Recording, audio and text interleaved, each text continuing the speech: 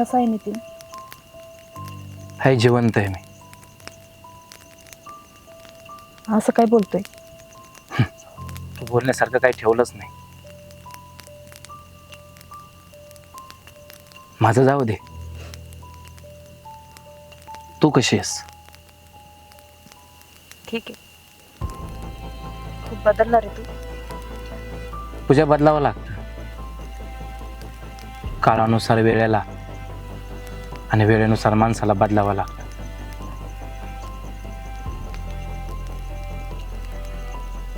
ठीक आहे म्हणते, पायात जोडव्या नाही, गळ्यात मंगळसूत्र नाही, सिंदूर नाही, डोळ्यात पाणी, आणि म्हणते ठीक आहे. चुकले रे नितीन मी. आयुष्यात निर्णय घ्यायला चुकले. पैसा बघितला, गाडी बघितली, बंगला बघितला, पण माझ्यावर प्रेम करणारा व्यक्ती नाही बघितला मी.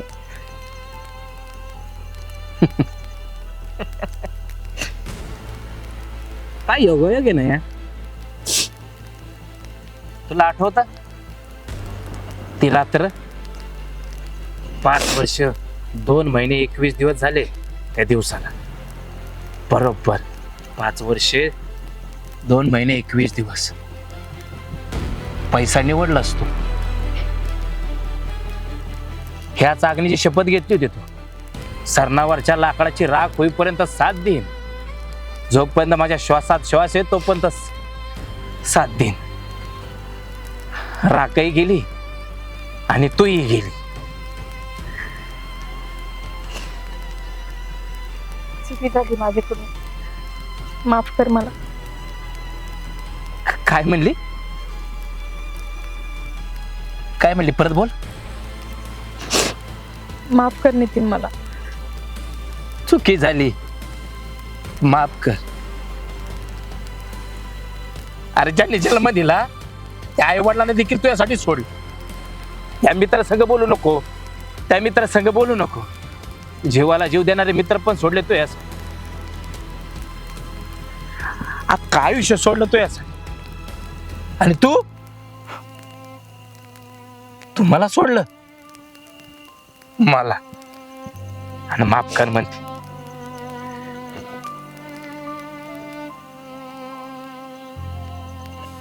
मला तुझ्या आधाराची गरज आहे नितीन. तुला माझ्या आधाराची गरज आहे? मला नव्हती गरज. गाडी पाहिजे होती, बंगला पाहिजे होता, पैसा पाहिजे होता, पण प्रेम करणारा नितीन नव्हता पाहिजे तुला. तेव्हा मला किती आधाराची गरज होती. कसा जगलो मी? केला एकदा तरी फोन? खाल्लं पिल्लं राहिलाय कसा आहे एकदा तरी विचारलं मला? 5 वर्षानंतर येतील मध्ये आधाराची गरज. उपकार केल्या का बोलू नको आता. तुला आधाराची नाही, तुला पैशाची बंगल्याची गरज होती म्हणून मला सोडून गेली. तीच तर चुकी झाली माझी. मी बंगला बघितला, गाडी बघितली, पैसा बघितला, पण नितीन तुझं प्रेम नाही बघितलं. आज त्याची शिक्षा भोगते मी. शिक्षा तुला नाही ग, शिक्षा मला भेटली. मी तुझ्यावर प्रेम केलं ना. काय चुकलं होतं ग? गरीब घराण्याच्याला मला आलो. काही नव्हतं ना माझ्याकडे. गाडी बंगला पैसा नव्हता माझ्याकडे म्हणून तो सोडून गेले मला. मला नाही गरज आता तुझी. असं नको बोलू नितीन. तुझ्या डोळ्यातलं पाणी सांगते. तू अजूनही माझ्यावर प्रेम करतो. प्रेम करत होतो पूजा, पण आता नाही. कारण माझ्या आयुष्यात आता दुसरं कोणतरी आलंय. म्हणजे म्हणजे माझं लग्न झालंय. नाही नाही, खोटं बोलतोय तू. तू तर म्हटलं होतं मला, तुझ्याशिवाय कोणत्याच मुलीशी मी लग्न करणार नाही. वचन तर तू पण दिलं की मला. नितीन, तू सोडून कोणत्या पोराला बघणार नाही. पण त्या पोरा का जाणार नाही. पण गेलीच ना त्या पैशावाल्याकडं, आता जा त्याच्याकडंच. त्या बंगल्यात राहा, त्या गाडीत राहा, त्या पैशात राहा. माझ्याकडं नाही आता काही नाही माझ्याकडं. माझं आयुष्य संपून गेलीस पूजा तू. पण या आलेल्या पोरीने माझं आयुष्य संपलं. खूप गरज होती मला. त्या बिचारीने मला खांदा दिला. मी तिला नाही सोडू शकत. तू जा त्याच्याकडे. कशी जाऊ रे त्याच्याकडं? रोज रात्री माझ्या शरीराची लचके तोडतो. मला कुत्र्यासारखा मार मार मारतो. ऑफिसचा राग, कामवाल्यांचा राग, सगळा राग माझ्यावर काढतो. त्याचं झालं की सोडून जातो. रोज रात्री तेच आयुष्य जगते रे मी.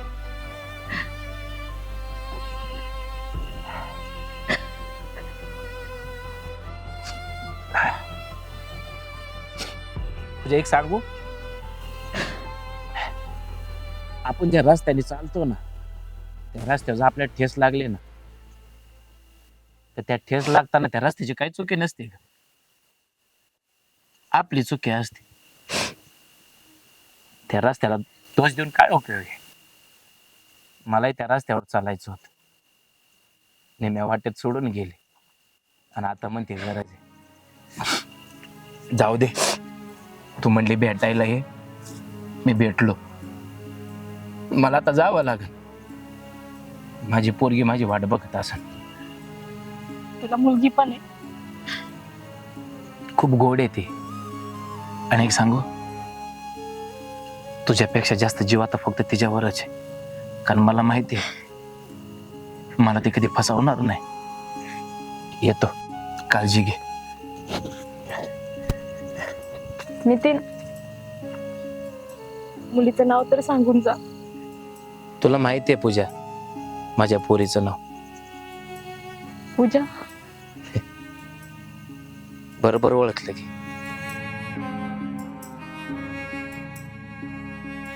माझी पूजा माझी वाट बघत असेल.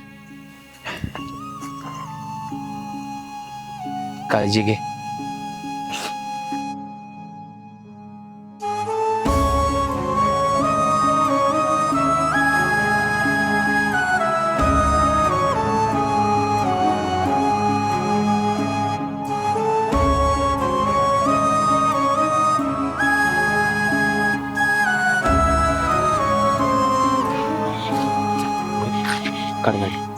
अरे काय झालं? काय म्हणली पूजा? पूजा म्हणते आता तुझ्या आधाराची गरज आहे. माझ्यासोबत राहा. अरे मग उलट बरं आहे ना. ज्या मुलीसाठी तू 5 वर्ष थांबलास त्या स्वतःहून चालून येते तुझ्याकडे. अरे चल, तिला आपण सोबत घेऊन जाऊ. नाही, मी तिला नाही म्हटलं. अरे तू वेडा आहेस का? जिच्यासाठी 5 वर्ष थांबलास त्या स्वतःहून चालून येते आणि एवढा झुरतो तुझ्यासाठी. आणि मग हे असं का? रोहित, जी मुलगी एकदा धोका देऊन जाते ना, ती मुलगी कधीच आयुष्यभर साथ देऊ शकत नाही. स्वतः जन्माची वचने देणारी मुलगी एका क्षणात आपलं नातं तोडून जाते. ती मुलगी आयुष्यभर आपल्याला साथ देईन? बरोबर आहे तुझं. मग आता काय करायचं? जीवाला जीव देणारा तो यासारखा मित्र आहे. अजून काय पाहिजे?